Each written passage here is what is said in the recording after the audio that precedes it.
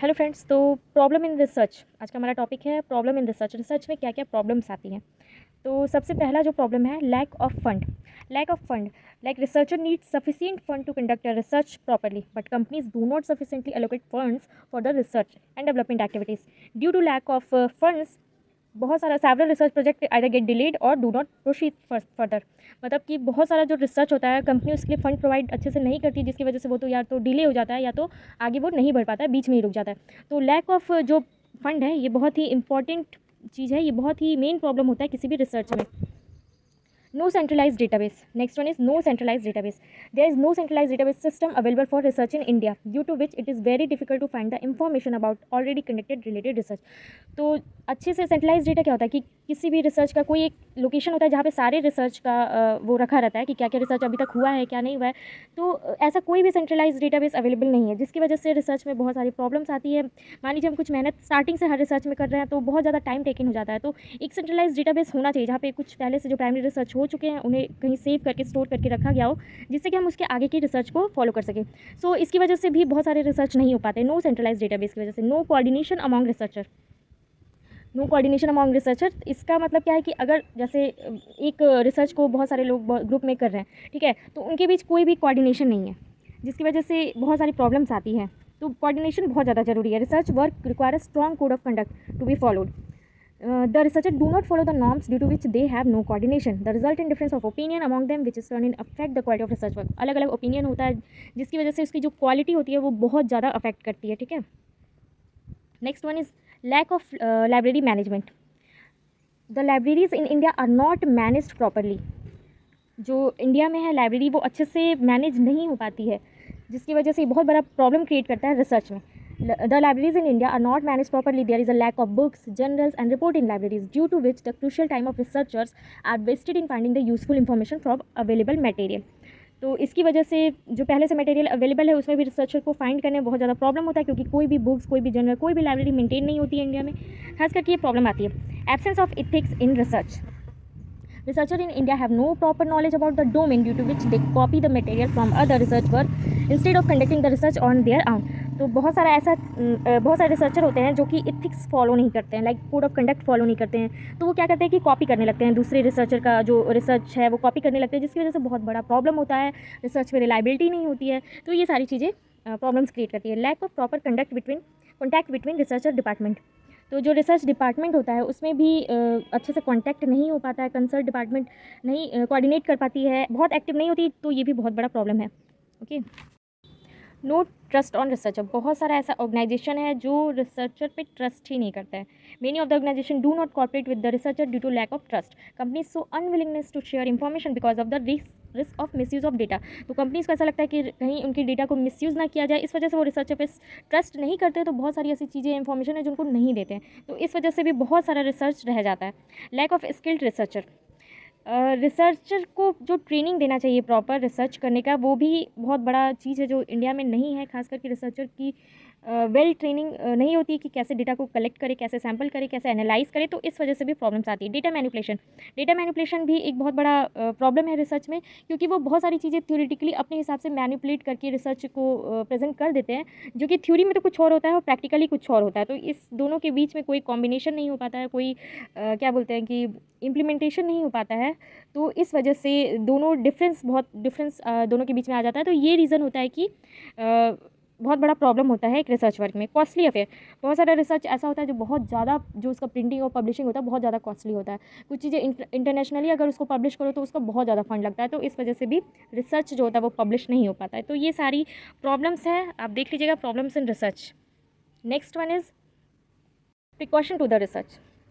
So first one is training of researcher. वही बात है कि रिसर्चर को बहुत अच्छी ट्रेनिंग देनी पड़ेगी, जिसकी वजह से वो रिसर्च को अच्छे से कर पाए।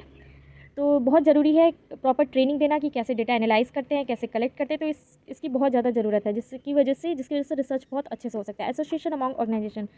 तो जो ऑर्गेनाइजेशन है in India, there is a need of strong association among various organization and research institute to conduct the research in a proper way. This can be achieved by communicating the requirement with each other. तो जो बीच में communication होना चाहिए organisation के बीच में और researcher के बीच में, वो बहुत ज़्यादा ज़रूरी है। तो एसोसिएशन अगर नहीं होता है रिसर्च के बीच में तो वो अच्छे से नहीं हो पाता है। Next one is building trust.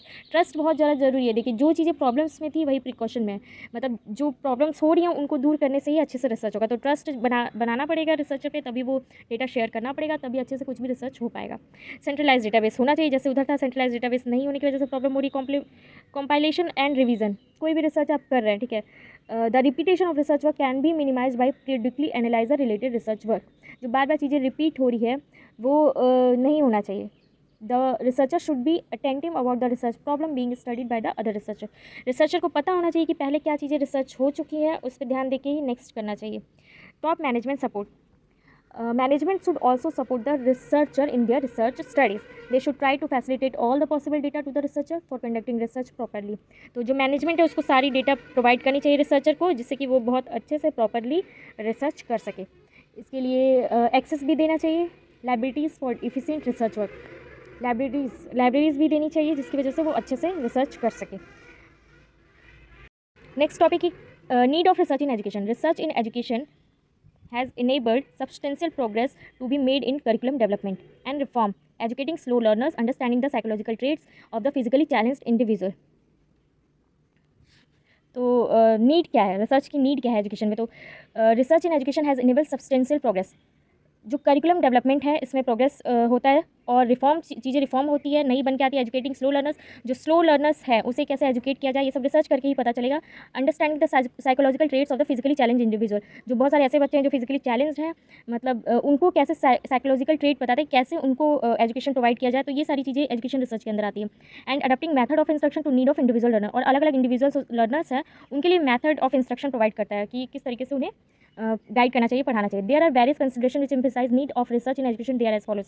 The first one is education has strong roots. Education का बहुत स्ट्रॉन्ग रूट है बहुत सारी चीज़ों में, लाइक साइकोलॉजी में education has a strong root in the field like philosophy, history, economics, psychology and sociology. तो education का बहुत स्ट्रॉन्ग रूट है ये सारे सब्जेक्ट में। Solution of problem by trial and error. So the slogan of democratization of education resulted in expansion of education. तो बहुत सारी ऐसी चीज़ें हैं जो डेमोक्रेटिकली चली आ रही है, लाइक सिलेबस ही देख लो एजुकेशन का, बहुत सारी चीज़ें कि जो चला आ रहा है पुराना सिलेबस वही फॉलो होते जा रहा है। तो ये सारी चीज़ें दूर करनी है, इंडिविजुअल के हिसाब से सिलेबस बनाना चाहिए एजुकेशन का, मतलब एक स्टेट के हिसाब से, एक जहाँ पे जैसा नीड है उस हिसाब से। तो ये सारी चीज़ें कैसे आएंगी? ट्रायल एंड एरर के थ्रू आएंगी। मतलब कोई भी सोल्यूशन है, कोई भी प्रॉब्लम है, इसका सोल्यूशन कैसे आएगा? ट्राई करके, ट्रायल एंड एरर करके। तो इसमें क्या होता है, इंडिविजुअल डिफरेंसेस का प्रॉब्लम सॉल्व होता है। एक्सपेंशन बिल्डिंग, बहुत सारा सिलेबस बहुत ज़्यादा वाइड है, उसका प्रॉब्लम सॉल्व होगा। Discipline and so on. Solution of such problem by trial and error और by experience from tradition and authority often yield erroneous result. We need solution based on research so that the coming generation is not left to the mercy of error of outright sins of tradition, ignorance and prejudice. इसका मतलब क्या है कि अगर ये problem सारी solve होती करनी चाहिए बाय ट्रायल एंड एरर, जो भी सिलेबस मान लीजिए या इंडिविजुअल डिफरेंस, ये सारा चीज़, जिससे क्या होता है कि जो आगे आने वाली जनरेशन है वो ये सब के उससे मतलब नहीं अफेक्ट हो पाए। जैसे कि बहुत सारा चीज़ ट्रेडिशनली चला आता है, इग्नोरेंस होता है स्टडी में, एजुकेशन के सिलेबस वगैरह में, या जो भी पुरानी चीज़ें चली आ रही पीढ़ी दर पीढ़ी, वो सब चीज़ों को चेंज करके बहुत ही इफेक्टिव वे में रिसर्च करके सिलेबस को तैयार करना चाहिए। तो solution of problem by trial and error, इसका मतलब यही हुआ। Education today is child centre. Child centre education होना चाहिए। एक ऑल राउंड डेवलपमेंट जो होता है, पर्सनालिटी होता है चाइल्ड का, वो कैसे करना है, कैसे उसको इंप्रूव करना है, इवैल्यूएट कैसे करना है, ये सारी चीज़ें होनी चाहिए। तो चाइल्ड सेंटर एजुकेशन होना चाहिए। To solve complex of relationship, बच्चों के बीच में रिलेशनशिप, या फिर आप देख लीजिए कि अगर अलग अलग स्टेट के बच्चे हैं, डिफिकल्ट ट्रेड है, एग्रीगेट है, तो ये सारी जो चीज़ें बहुत ही इंडिविजुअल्स होता है बच्चों में, जो भी अलग अलग इंडिविजुअल्स होते हैं, ग्रुप में कैसे ऑर्गेनाइज करना है, कैसे इनको प्लान करना है, कैसे कंट्रोल करना है, इवैल्यूएट करना है, तो ये एक ऑर्डर में इस प्रॉब्लम को सॉल्व करना चाहिए। ठीक है। For efficient and effective education, it is needed to make education administration efficient and effective. It helps in decision making. Next one is to improve teaching methodology. Research in education is needed for a teacher to improve his and her teaching methodology, skills, planning, and to make him up to date in information and knowledge. जो teacher है, teachers को जो education चाहिए वो provide करनी चाहिए। अपने आप की टीचिंग स्टाइल, मैथडोलॉजी, ये सबको टीचर इंप्रूव कर पाएँ।